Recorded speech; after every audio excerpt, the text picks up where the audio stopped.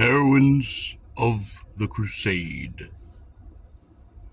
by C.A. Bloss. Old history rolls I opened. To my pupils, the Heroines of the Crusade is affectionately dedicated by the author. Preface.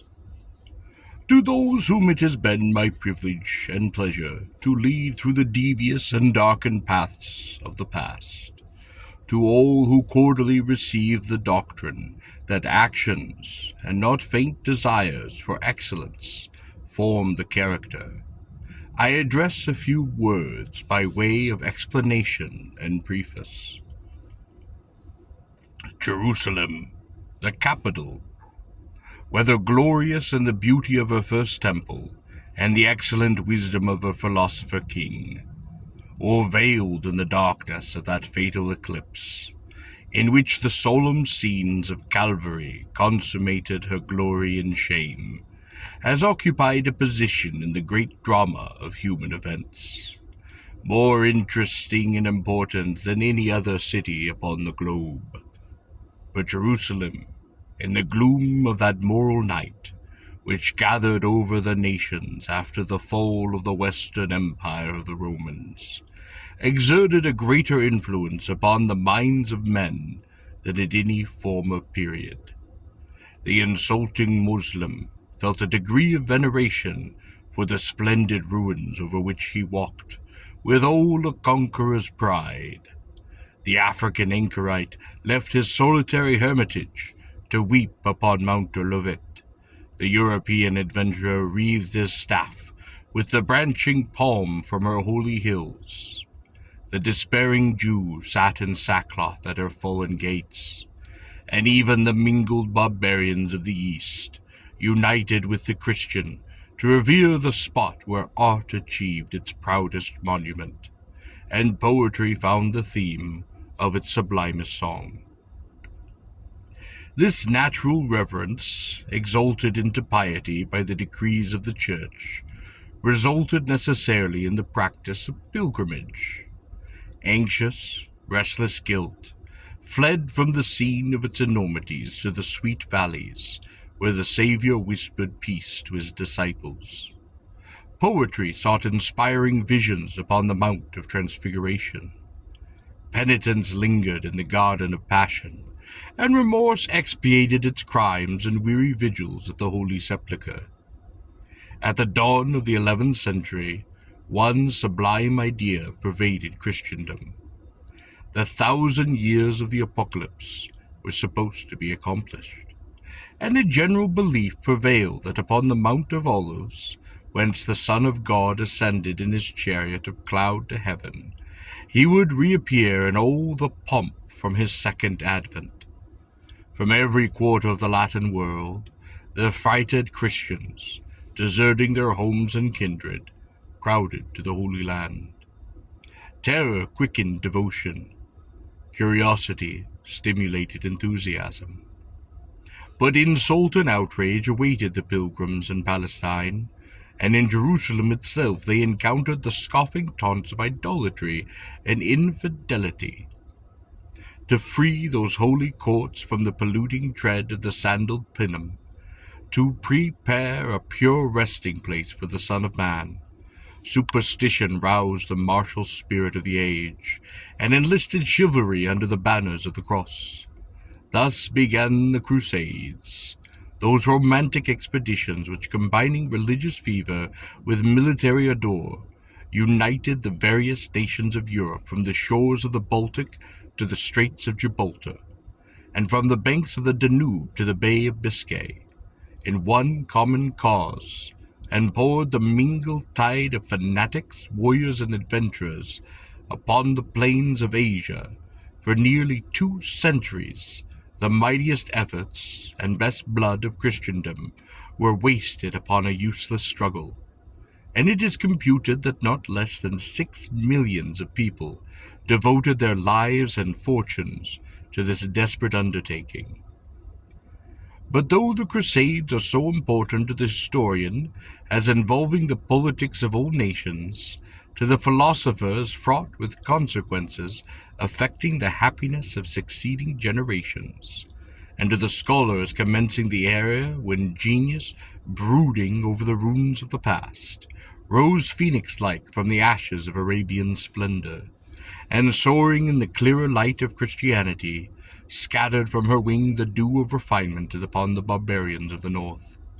Yet the general reader feels that his knowledge of them is so vague as to detract materially from his pleasure in allusion to them, and continually to force upon his mind a painful sense of ignorance upon points where he ought to be informed, in some measure to supply a deficiency which common history cannot obviate, to make the period of the Crusades interesting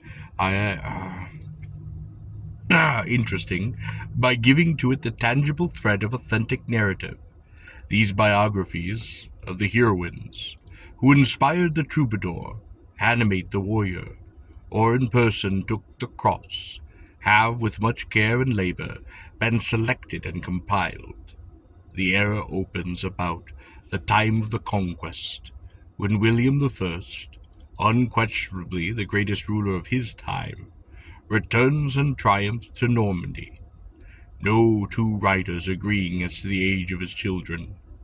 I have arranged them as best suited my purpose, making Cicely the eldest, the betrothed of Harold, and the second daughter Agatha the bride of Earl Edwin, and Adela, whose ambitious character is well authenticated, the heroine of the First Crusade. The character and superstition of the Saxons, with their love of legendary lore, I have endeavored to embody in the early life of Maud, while I have endeavored to make her riper years illustrate the principles and piety of a teacher to whom you are all most attached. The half-infidel Hadriger, who is necessary to show both the plain of Battle Abbey and the causes and character of pilgrimage, might really have been the leader of the assassins, since they established themselves in Mount Lebanon, and incorporated in their belief some of the doctrines of the New Testament about the period. Eleanor of Aquitaine was one of the few women whose mature years in some measure atoned for a youth of folly. Agnes Strickland cites authorities to show that fair Rosamond passed 19 years in a convent, and died with the reputation of a saint. You will excuse me that I permitted death to cut her off in her young beauty's bloom, to present a more affecting picture of the sad effects of guilt. The ballads are not mine. Some I have found in obsolete works, and one was versified from a legend of the early romances. For the tournament and contest with the lion and Berengia, I am indebted to the same veracious authority, though I cannot account for Richard's finding the lion's heart so conveniently situated at the bottom of the throat, except from the fact that physiology and hygiene had not then assigned the true position to the internal organs. I was very sorry not to make Joanna as interesting as Edith in the Talisman, but this was clearly impossible, first from the fact that I had not the genius of Scott, and second because I made it my study to adhere strictly to truth. It was Saphadin, not Saladin, who sought to ally himself with the princely house of Plantagenet, and I found it convenient to console his disappointment by bestowing upon him the fictitious lady I had brought to seek her fortune in the East. Michelet confirms this decision by his statement that this was emphatically the era of women, and that for some years a female exercised the sovereign power over the territories of Islam. Blondel, upon whose very existence so many doubts have been cast, is, I think, a well-authenticated character, who plays his part with great fidelity and truth. Had I not been limited as to space, the ring in the hand of Valenta's grandson would have projected the catastrophe of the Sicilian Vespers. For the same reason I could only allude to the strife between the Guelphs and the Ghibellines, to the civil wars of France and England, and to the crusade against the Albigensians, and the founding of the Inquisition by St. Dominic, when in a quest of heresy he traversed the hills and vales of Languedoc, and doomed to death those brave spirits who dared to exercise the right to private judgment. Eva is the only purely fictitious character of any importance in the work. She was drawn from life, a portrait which some of you may recognize. Fuller, in his Holy War, contradicts the legend of Eleanor's drawing, the poison from Edward's wound, but adds he who shall disprove this pretty fiction shall get to himself little credit, and I confess I had not the courage thus warned to attempt it.